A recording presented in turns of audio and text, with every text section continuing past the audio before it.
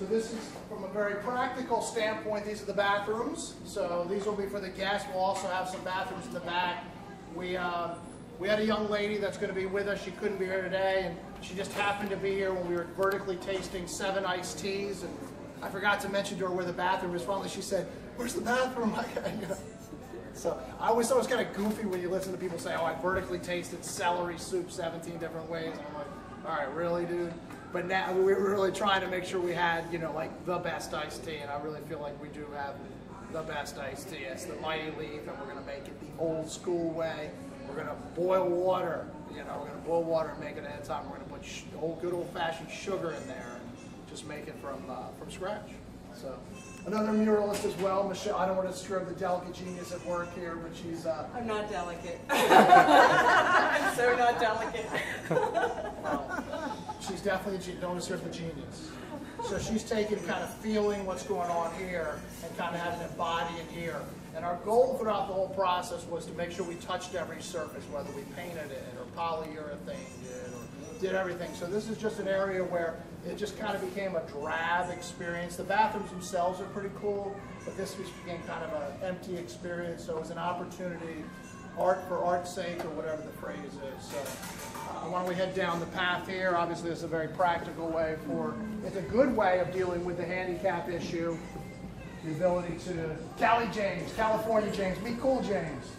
So runner extraordinaires together. So now we're in the dining hall. So we are using the term dining hall as opposed to dining room. So we had a community table here. You see it sits outside now. We didn't feel like it was very practical, so we changed this to Virginia. It's just for lovers. It's all deuces. So it'll be from a very practical standpoint. We have to seat parties of all shapes and all sizes. But you can see it's kind of, you're sort of right here. You got it right here. And then it's the kitchen counter.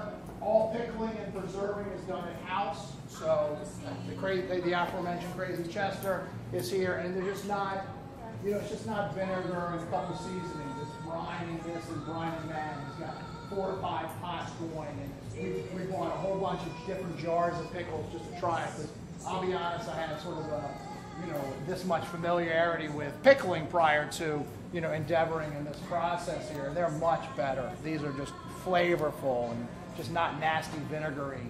So, okay, so we head back here, and then we go through the dramatic French doors.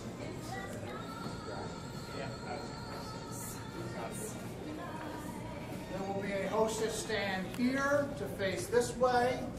There will be a light here, and it'll be sort of long and thin. It'll be very practical and kind of directing the folks this way. For those folks who are hostesses, this will be a second hostess experience. Those who are familiar with other places, we give priority to folks that are in the main dining area or the dining hall. I'm contradicting myself. They are the ones that get the jazz when the sets turns over. We will work with the area restaurants, Osteria and Alaspina, to give their guests some priorities too, to develop that. Selling the first sets usually, the first and second sets, as Ryan said, is a little easier than selling the last set. So we just want to make sure we have a strategy plan in place to make sure we're full all 3 nights. So I think we've been in the jazz parlor, so why don't we kind of head into the underbelly. This will be kind of a practical area. The service station will live here. This will be glasses and silverware and napkins. Execute from a practical standpoint. We'll be dropping here, so this will be a little band room, mostly for the female singers who kind of need a place to hang their hat.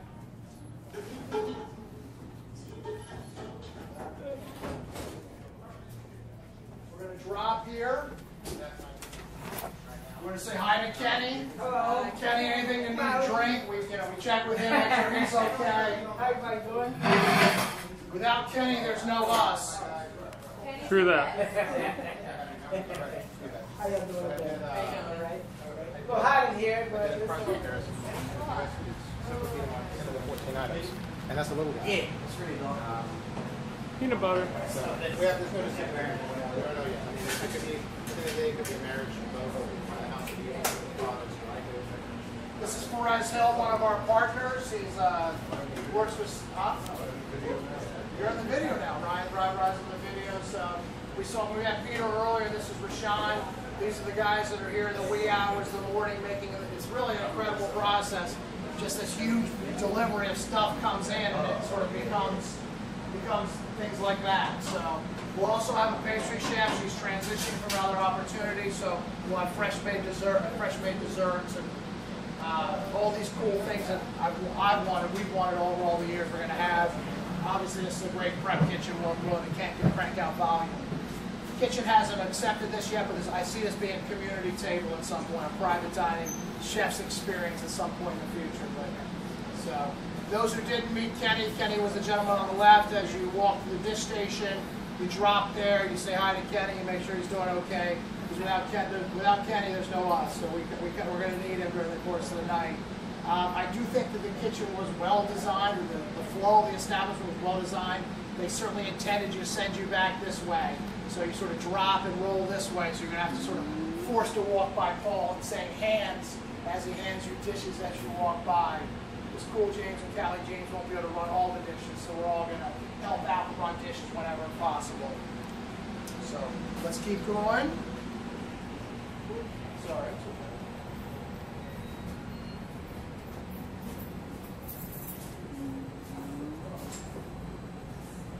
Turning.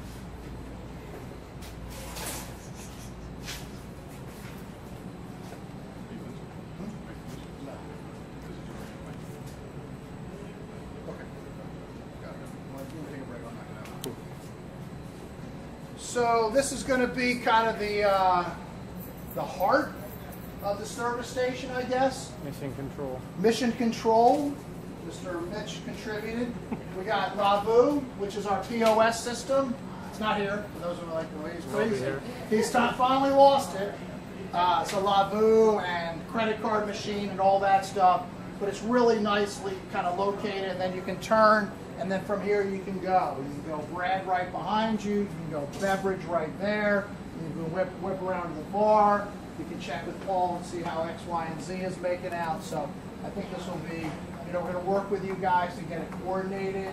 This is just what we think it should go, but we'd like to hear from you. Hey, if you moved it over here, you did this.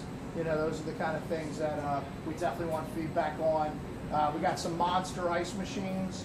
We got two sizes. We have the little mid-jewel crushed ones, which will be used for the oyster bar, as regular as a hotel cube, which Mr. Baudin does not like. So he's starting the process of making his own ice for certain drinks, balls and chips and squares and all that stuff. So that will delve in more of that from on the cocktail standpoint. Right behind you is beverage.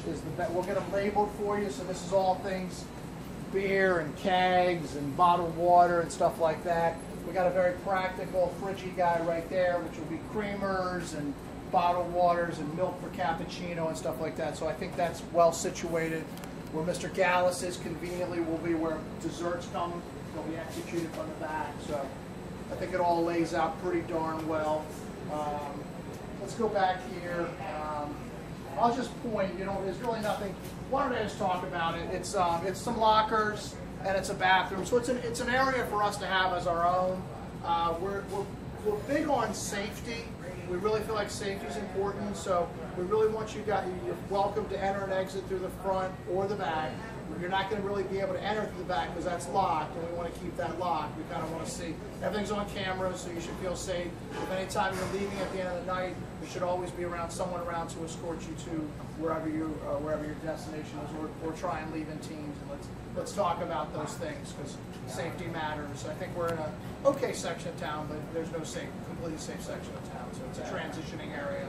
So there's still some things going on. So.